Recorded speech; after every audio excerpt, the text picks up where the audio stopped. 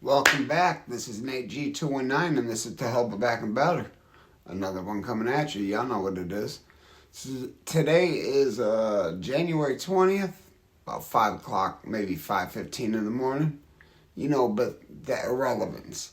But here's something that's irrelevant. You see this. You see this. Yeah, they took out them Ravens last night. Them birds are gone. The Ravens are gone. Heck yeah. Now, next week we got a hell of a game.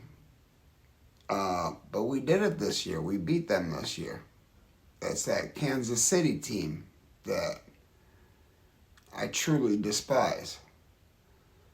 So, you know, let's pray together that Buffalo is going to pull this off again and beat the crap out of KC.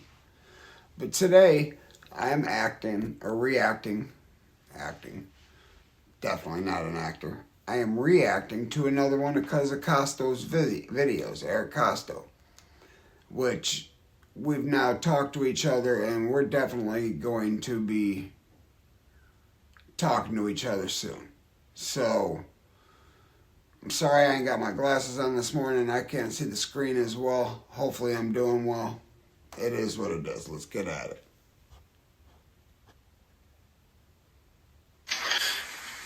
Good morning. This is my life story, part 16, from innocent child to convicted killer. This is going to be the first time that I was ever involved in a real-life actual riot, and also the first time that I ever had to stab someone. And stabbing someone and shooting someone are two completely different things. So, I did the 30 days in solitary, and I got to see, okay, this is how you ride for each other in jail, in prison. When something's happening to one person, if that's the car you're in, that's who you're rocking with, that's your people, you ride. Ain't no fear, ain't no none of that. You ride for him, he rides for you. And as soon as you see someone that don't ride, and they're weak, and they're scared, you're out the fucking car. You hear a lot of false statements when it comes. So, and that's very true. Like, when I was reacting to Bill Feezy's video, when Tello G had gotten smacked, open hand smacked by another man who was not even affiliated, just a civilian, open hand smacked by a civilian, and did absolutely nothing. Nothing whatsoever. You can't do that. You're making the whole team look bad. And in the federal system, it's called a car. You got the white car, you got the Sereno car, you got cars. And in many state prison systems, they refer to them as cars as well. And Pennsylvania, he was in his car. He was a Crip.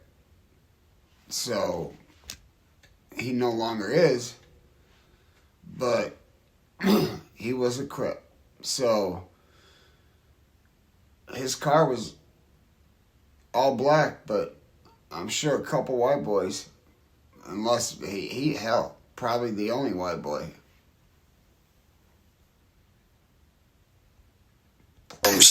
To jail and prison. And a lot of that is because a lot of the people that have platforms and are speaking as the voice, sorry about that, of the voice of jail, prison, they don't know what they're talking about. Only this ain't always what it seems. So, I said this before, it's my first riot, and also the first time I've had to stab someone. So, when I came out the hole, I was embraced. That was the first time that everyone's actually seen me defend myself, put in work, It means something. It means a lot. And when people see that you're willing to... Kind of like that scene in Goodfellas when Henry Hill thought he was going to be in trouble the first time he got arrested, pinched for selling cigarettes. He thought he was going to be in trouble. But he came out of jail to a dozen guys cheering, saluting. Props to you. Good job, boy. You took your pinch with no, and you shut your mouth. You knew who your friends were. same sort of situation. When you pop on somebody, when you get active, people respect it.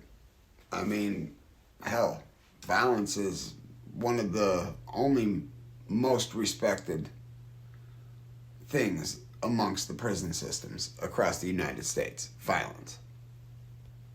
Ride for yourself, others will ride for you. And I for real can't even tell you to this day how this shit actually started. I mean, I know a little bit about, but I mean, like how it got to this, I don't know.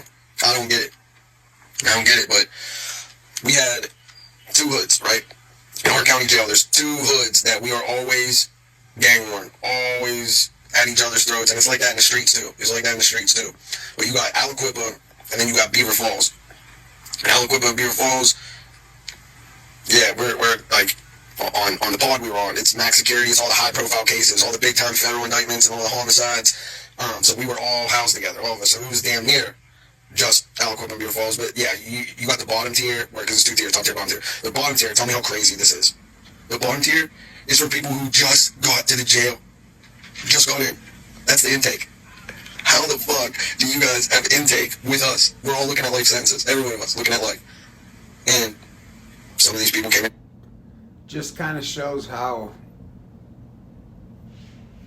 the how they categorize each inmate. It doesn't matter. Like I said, in my county, I've seen somebody there for minor consumption, and the next cell over, there was a man facing double homicide. I mean, the minor consumption should have never been in the same section whatsoever. Yes, the man with the double should have been moved down to medium security. But you gotta understand, county jail is all lockup no matter what. Unless you're in the open dorms, it's all lockup. I mean, no going outside, no nothing. County time sucks. But yeah, minor consumption over here, double homicide over here. Talking with each other, sitting across from each other, eating, that close in proximity. They don't care about classifying people for their safety and putting people in dangerous places. They don't care. The system in a whole does not care. For a DUI, retail theft, not paying child support, all this. So yeah, all these people, they were involved. They weren't involved in the riot, but they were fucking right there with looking on yeah, it was wild. If any of you were involved in this riot that I'm talking about, please leave it in the comments. Anything you remember about it that maybe I missed, because I was involved in it, so I know I missed a lot. So yeah, leave that in the comments. Anytime I'm talking about jail or prison stories, if you were locked up with me and you got a story that you can contribute to it, then yeah, reach out to me and let's do something, because there's a lot of stuff that I know I'm not going to remember, or I might skip over when it comes to this prison jail part of my life. There's just so much shit happened so frequently. It was just like, it's just nonstop. It's another part of that whole saying, you only do 2 days, the day you go in and the day you go home. Everything else in between is by all means necessary. Survive. Make it to the next day. Make it to the next day. Make it to the next day. Eat. Grind. Gangbang. Whatever it may be, none of that in between those 2 days, it's all irrelevant. You're just passing time. Okay, I'm getting off track. ADD. Okay, so I get it. ADD too, because I stopped that to say something completely different or add something completely different and have no clue what it was. Ollie Dorsett.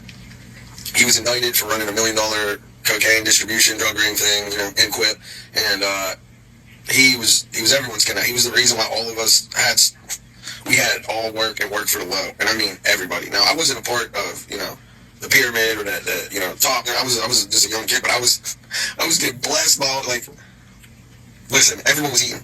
There would be $1 million running through Limar. No more projects. One day $1 million would run through that shit. I mean, it was set up like a 24-hour drive-through. But then you had another person from Beaver Falls. This was a young boy, but all the old heads from Beaver Falls, this was their young boy and shit. Well, long story short, him and Ali get in a fight in the cell. And that fight, that should have been the end of it, but that fight just sparked a whole bunch of other shit. And then the fight became multiple. Everybody started fighting. A lot of times that's how it happens. One thing turns into another thing, that turns into another thing, and you got all these guys that got all this built up anger and hatred and releasing the beast. And you know, a lot of times when one man sees another man go, his adrenaline gets to pumping. He wants to get in there with it. I know the ladies aren't so much like that, but the men, we like to get the action, you know? It's not just cops that like to run towards the violence or towards the problem. A lot of men. It's why they send us to war. I'm not saying they don't send women to war, but the difference is astronomical in men versus women. But for some stupid reason, we're wired to get excited when we see that kind of crap, and maybe go do something stupid with them. And the card, I mean, the whole top tier. If you're from Quip, you better rock with Quip. If you're Beaver Falls, you better rock Beaver Falls. And it was just an all-out brawl. The whole top tier, everybody's fighting. So I'm in the corner and I'm punching on this dude Droopy, which I could only hit him in the body. This dude was like 6'6", 6'5", something like that. And then someone punched me in the back of the head.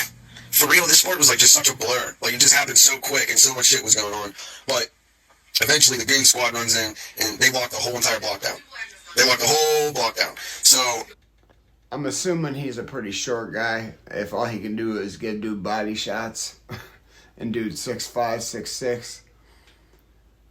I mean, I'm not 6'2", 6'3". I'm 5'11", but I can still hit a 6'4", 6'5", even a 6 foot man in the face. I'm not gonna say it's gonna be as effective as if they were 5'10", 5'11", equivalent to me, but I can still reach it. So he must be a short guy. Hey, no offense, man. Somebody's got to be those guys. I'm just glad I'm not. Everything stopped, but so many people were fighting. So usually when there's a fight in Rovers Company, Keiko was fighting, you go to the hole. But it was everyone on the top tier, all of us. So they don't know what to do. They just keep us all locked down. Nobody's going to the hole. Nothing. Next day goes by, we're still all locked down. And what they're doing is they're popping one cell at a time. Now, bottom tier, they're just hitting them, right? They're just hitting them. Top tier, only one cell gets out at a time. And they're doing that because they don't want nothing to crack off again. Well, 3 days after us being on this lockdown, because of this bro. That makes sense. I've been in jails where, hell, I've been in a cell where every single cell was open. 18 cells in the whole deck, and 17 of them are open. Maybe a couple other people got a 24. They call it a 24-hour lockdown. It's a timeout. Lock you in your room, in your cell for 24 hours. The following day you can come out. It's really not that bad. And your radio, if you're in the right view, you can stand there and watch television. You're in the cell by yourself unless your bunkie wants to spend the day with you. Sometimes they do. I used to intentionally get myself locked down for 24 hours just to get away from everybody. Just to get away from the BS. It was a very easy thing to do, and I knew if I had no phone call to make or visit to possibly come that day, if I was not having a good day, I'm going to go give myself a timeout. We get a rookie on that don't know the control panel, right? And now it's Medline, it's nighttime, and it's time for night meds, right? Guess what he did? He hit all the cell doors open. All the cell doors open. As soon as that shit happened, I know, because I felt, what was going through me, I know went through everybody. Now, I already had shit. Scrabble board, right? Scrabble board, they got these wooden plank things that you put the pieces on. I had one of them sharpened up, ready to go. I was already ready. I know everybody else was on that type time. And the ones that didn't have anything to make anything, I know they're coming out swinging and shit. And as soon as them gates crack, like, bro, part of me wanted to peek out real quick first, but like, bro, I'm glad I didn't, because everybody ran out, and first person you see, it just started cracking off. It started cracking off, and this is where I had to stab somebody. And I was gonna die. I was gonna die or be crippled. But there's a dude that is not from Beaver Falls. He's from Pittsburgh, but he's running with all the Beaver Falls dude. And this dude is like 300 something pounds, 6'3", 6'4", big. Okay, I'm 5'7". Okay, I'm 175. I'm 5'7", 175. Fucking. See, I figured he was a little dude. I wasn't expecting 5'7". I was expecting, maybe 5'9". But 5'7", 175 pounds, that's a pretty stocky. I bet you he weighed less than that. At this time, no. Actually, at this time, I was 5'7", like 150. See? He just picked me up.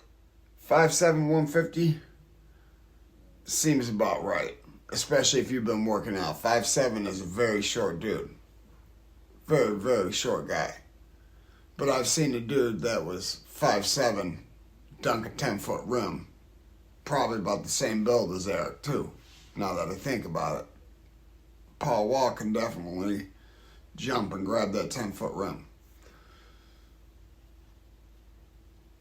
He snatched me. You know what I mean? Snatched me, like, from my pant leg to my shirt, damn near over his head, and now he's walking me over to the tier rail. We're on the top tier. He's about to throw me over the shit and head fucking first.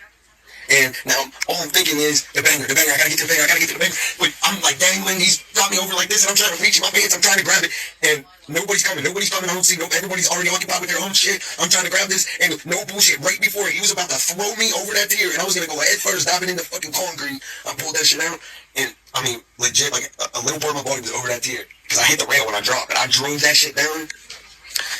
That shit went like right around here. And when it went in, it actually went under some of the skin and muscle and like poked a little bit out. But he dropped me. I take off running, and no, not running. I take off running to the next situation that's right here. And Momo, my man Momo from Quip, he is whooping on Droopy. And this dude, he was a... See, to jump right back in it, Cuzzo, that's a real shit there. And back in the day when I was about it, I'd have been right there with you. Now that I'm going to be 44 this year, 44. But it's okay. It's okay. Right now I'm only 43. At this age, I'm not going to just go run up in the shit. I can't do it. Too old for the shit.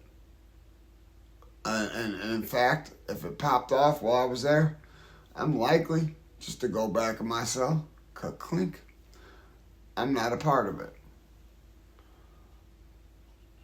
Great target because he killed a baby. He killed his baby over a video game. His son shut off the video game and he freaked out and was shaking.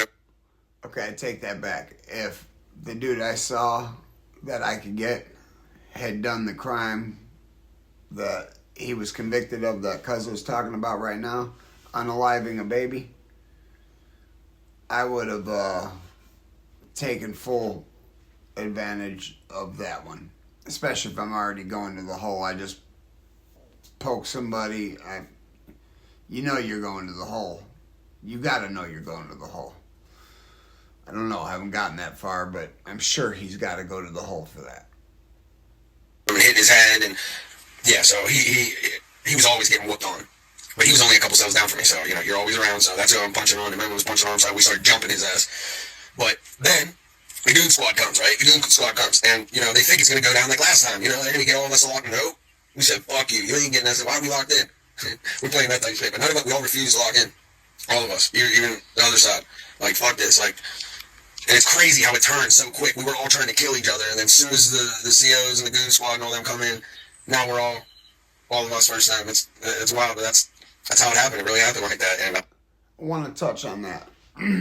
Now, you might be at war with one another, but the war that you're always in with, everybody is always at war with, 100% all the times. It overrides any current war, unless you're actively being attacked, is the war with the police.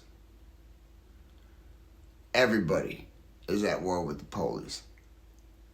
Every organization, most civilians, there's many that are just chumps and they're going to close their door just because they don't want to ride up. But, you know, these dudes are standing on something. They're standing on what they believe in, and that's respectable.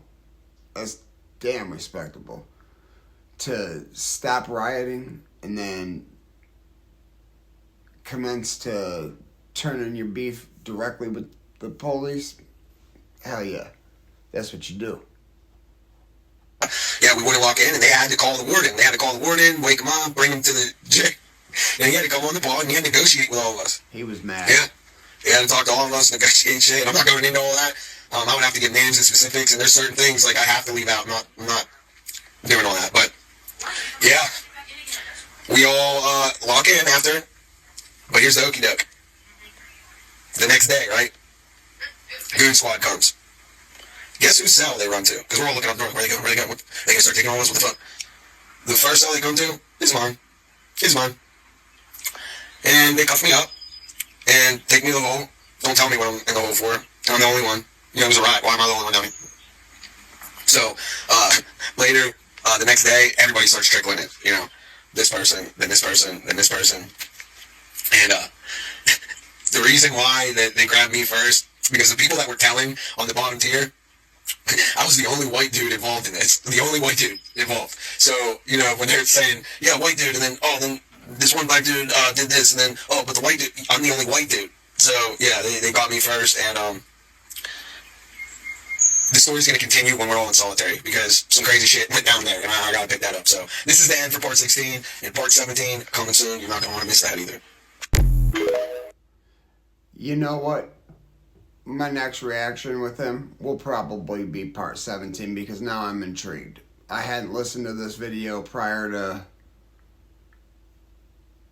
reacting to it, because, you know, I like that real raw reaction.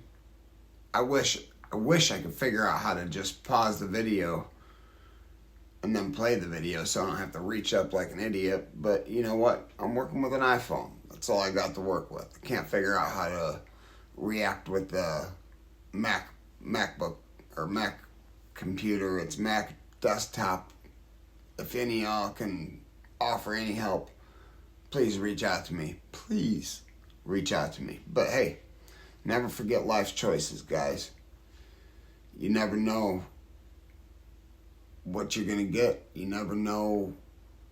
You heard him say, you got people in there for multiple unalivings, with people in there with that's got DUI, no paying child support. I mean, they should never be able to categorize those inmates with inmates that have unalived somebody or ever. Even when the convicted murderer is leveled down, he shouldn't be able to go. Alright, I got mixed feelings about that. I'm going to stop that right there. But yeah, never forget life's choices. And hey, hit that like, hit that subscribe, hit that channel if you want to help out. And always remember, if they ain't hating it, you ain't making it. Peace.